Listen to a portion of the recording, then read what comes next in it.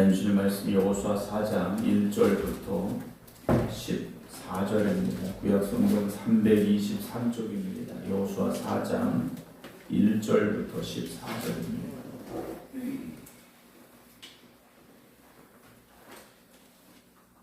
그 모든 백성이 요단을 건너가기를 마침에 여호와께서 여호수아에게 말씀하여 이르시되 백성이 각 지파에 한 사람씩 12사람을 택하고 그들에게 명령하여 이르기를 요단 가운데 제사장들의 발이 굳게 선 그곳에서 돌 12를 택하여 그것을 가져다가 오늘 밤 너희가 유숙할 그곳에 두게 하라 하시니라. 여호수아가 이스라엘 자손 중에서 각 지파에 한 사람씩 준비한 그 12사람을 불러 그들에게 이르되 요단 가운데로 들어가 너희 하나님 여호와의 궤 앞으로 가서 이스라엘 자손들의 지파 수대로 각기 돌 한 개씩 가져다가 어깨에 매라. 이것이 너희 중에 표징이 되리라. 후일에 너희의 자손들이 물어 이르되 이 돌들은 무슨 뜻이냐 하거든 그들에게 이르기를 요단물이 여호와의 언약궤 앞에서 끊어졌나니 곧 언약궤가 요단을 건널 때 요단물이 끊어졌으므로 이 돌들이 이스라엘 자손에게 영원히 기념이 되리라 하라 하니라. 이스라엘 자손들이 여호수아가 명령한 대로 행하되 여호와께서 여호수아에게 이르신 대로 이스라엘 자손들의 지파 이수를 따라 요단 가운데서 돌 12를 택하여 자기들이 유숙할 곳으로 가져다가 거기에 두었더라. 여호수아가 또 요단 가운데 곧 언약궤를 맨 제사장들의 발이 선 곳에 돌 12를 세웠더니 오늘까지 거기에 있더라. 또 여호와께서 여호수아에게 명령하사 백성에게 말하게 하신 일 모세가 여호수아에게 명령한 일이 다 마치기까지 궤를 맨 제사장들이 요단 가운데 서 있고 백성은 속히 건넜으며 모든 백성이 건너기를 마친 후에 여호와의 궤와 제사장들이 백성의 목전에서 건넜으며 르벤 자손과 갓 자손과 므낫세 반지파는 모세가 그들에게 이른 것 같이 무장하고 이스라엘 자손들보다 앞서 건너갔으니 무장한 4만 명가량이 여호와 앞에서 건너가 싸우려고 여리고 평지에 이르니라. 그 날에 여호와께서 모든 이스라엘의 목전에서 여호수아를 크게 하심에 그가 생존한 날 동안에 백성이 그를 두려워하기를 모세를 두려워하던 것 같이 하였더라. 아멘. 할렐루야. 하나님의 은혜 가운데 오늘도 믿음으로 승리하는 모든 성도들 되시길 주의 이름으로 축원합니다.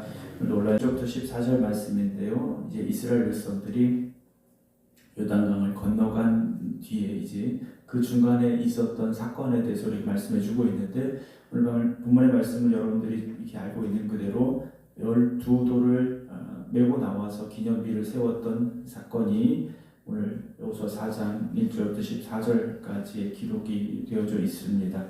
이스라엘 백성들이 지금 급한 것은 전열을 맞추어서 전쟁을 대비하는 것, 또 여리고 성으로부터 어떤 공격이 있을지 모르기 때문에 준비하는 것, 이런 것들이 필요할지 모릅니다. 그런데 하나님께서는 이들에게 먼저 무엇을 하라고 하시느냐? 기념비를 세우게 하셨다라는 것인데요. 오늘 1절 보게 되면 그 모든 백성이 요단을 건너기를 마침에 라고 되어 있습니다.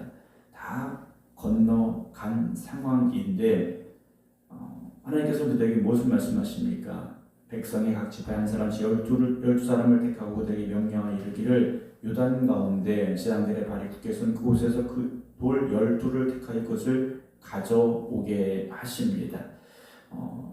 기적은 오늘도 일어나고 내일도 일어날 수 있습니다. 하나님이 역사하시는 것이죠. 근데 그 기적을 기억하고 기념하는 것은 우리가 해야 될 몫이라는 거죠.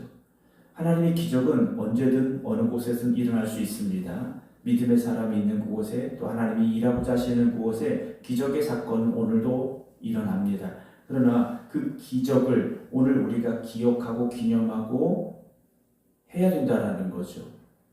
기억이 남지 않으면 지나간 일에 불과하고 아무도 알지 못하는 일이 되고 말지 않습니까? 오늘 하나님께서는 그들에게 기적을 베푸셨습니다. 그러나 더 중요한 것은 이스라엘 백성들이 그것을 잊지 말아야 한다라는 거죠.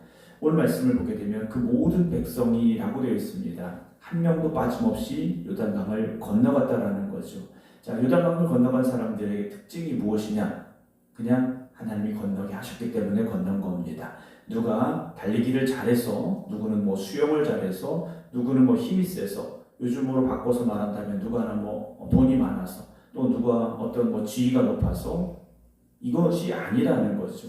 우리가 교회라는 공동체는 어떤 자격을 가지고 들어온 곳이 아니지 않습니까? 교회에 들어오기 위하여 어떤 통과 시험이 있는 것도 아니지 않습니까? 교회라는 곳은 하나님의 은혜 안에 죄사함 받고 고백한 이들이 모여 있는 곳이 교회 공동체라는 것이죠. 그래서 교회는 자기 어떤 능력이나 어떤 실력, 어떤 뛰어난 것을 자랑하고 내세울 수 있는 곳이 아니라 하나님의 은혜로 모여 있는 이들이 하나님의 은혜에 감사하며 그 은혜에 찬양하고 또 그 은혜를 고백하며 일하고 행하는 곳, 그곳이 바로 교회라는 곳이 되어져야 된다는 것을 우리가 잊지 말아야 됩니다. 12지파 전도가 다 하나님의 은혜를 입었지 않습니까? 어느 지파는 지파의 숫자가 더 많을 수도 있고 더 적을 수도 있죠. 그러나 그것이 중요한 게 아니라는 거죠. 어떤 지파는 더 의로웠느냐, 그렇지 못했느냐, 그렇지 않다라는 겁니다. 모두가 똑같이 마른 땅을 밟고 모두가 똑같이 하나님의 은혜로 인한 강을 건너왔죠. 오늘 우리도 각 사람의 믿음의 어떤 수준 다를 수 있습니다. 신앙의 연수도 다 다를 수 있습니다. 그러나 그 다름이 아니라 우리는 모두가 다 십자가의 은혜로 구원받은 사람들입니다 라는 고백을 가지고 하나의 뜻을 가지고 하나님의 영광을 위해 달려갈 수 있는 그런 교회가 되어져야 합니다. 그것이 되지 않으면 교회는 다툼이 되고 분열이 될 수밖에 없죠. 그래서 4절 보게 되면 여호수아가 백성들에게 명령을 합니다. 그 12사람을 불렀습니다. 그들에게 이르되 요단 가운데로 들어가 너희 하나님 여호와의 궤 앞으로 가서 그랬습니다. 자, 말씀을 다시 기억해 보면 다 이제 건너갔습니다. 다 건너간 상황이라고 보시면 돼요. 그런데 하나님의 궤는 어디 있습니까? 요단강 가운데 있었다라는 것. 아직 하나님의 궤가 머물러 있었다라는 겁니다.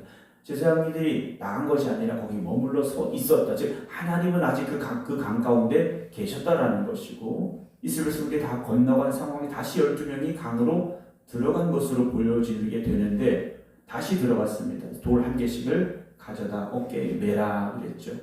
그래서 이 어깨에 메고 나온 이유가 무엇입니까? 6절에 이것이 너희 표징이 되리라. 후일에 너희 자손들이 물어 이들 이 돌들은 무슨 뜻이냐 하거든 이라고 말씀이 계속 되어지고 있습니다. 요단강이 지금 멈춰서 마른 땅이 됐습니다. 그러나 하나님의 언약궤가 이 강에서 나가면 강물은 다시 흘러넘치게 될 것이고 그들이 어디를 건넜는지 흔적도 없이 사라질 것이다라는 거죠. 하나님께서는 흔적도 없이 사라질 그 강물, 그들이 건넜던 그 길을 이제 뭐하라고 하십니까? 기억하게 해야 된다라고 말씀하셔요. 아까 말씀드렸지 않습니까? 기적은 오늘도 일어납니다. 그러나 기적이 지나고 나면, 기적의 그 순간이 지나고 나면 우리는 기억해야 된다는 거죠. 그 은혜를, 그 하나님의 은혜를, 하나님의 역사하심을, 그 은혜의 감격을 기억해야 된다는 겁니다. 그래서 신앙생활에 변함이 없는 분들은 제가 늘 말씀드리지 않습니까? 기억력이 좋으신 분들이에요. 그 은혜를 잊지 않는 겁니다. 그 감격을 잃지 않은 겁니다. 그래서 매일매일의 감사가, 매일매일의 은혜가 충만하다라는 거죠. 그런데 어떤 분들은 그 기념비가 없는 겁니다. 내가 지금까지 살아오면서 하나님의 은혜 없이 살아왔느냐? 여러분, 어느 누구도 그런 사람은 없습니다. 단 한 명도 하나님의 은혜 없이 여기까지 온 사람은 없다라는 겁니다.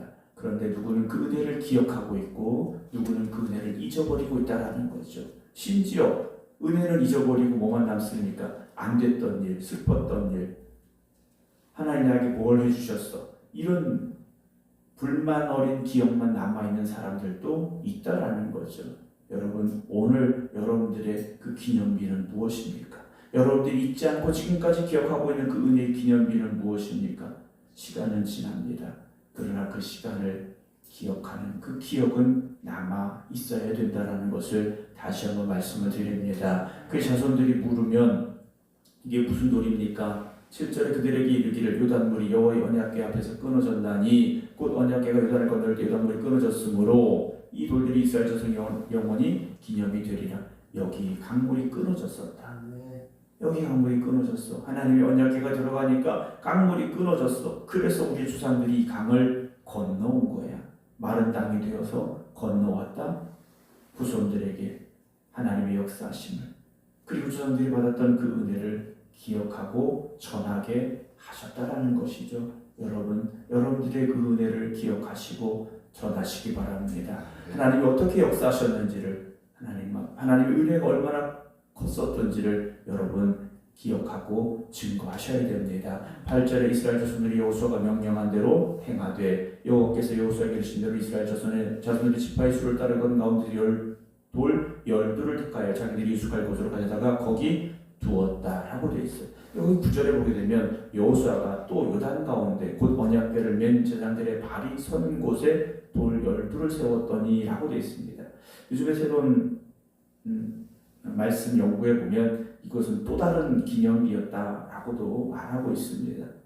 하나님의 언약궤가 섰던 그 강 한가운데 돌 12개를 세웠다라는 것이죠.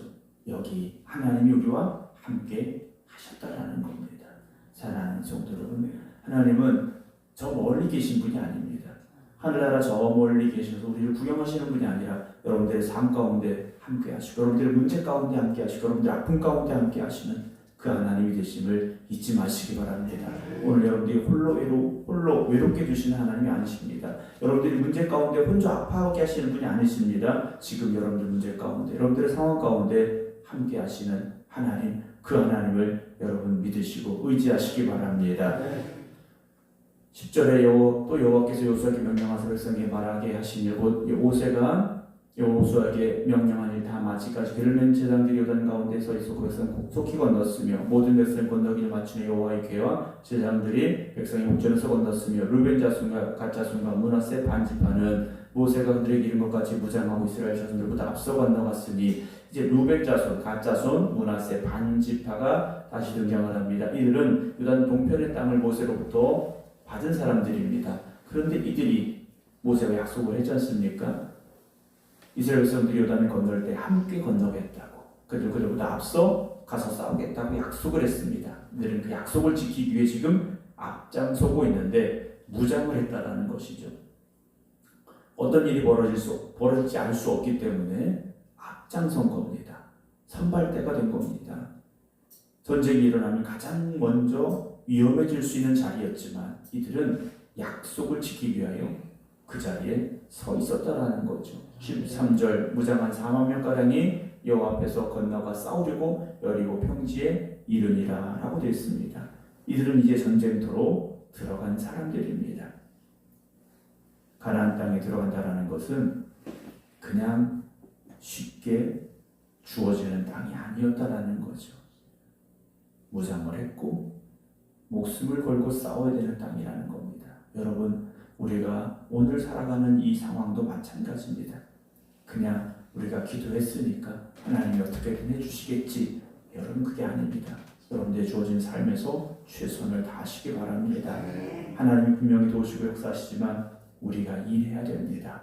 우리가 감당해야 될 사명의 자리에서 최선을 다하시기 바랍니다.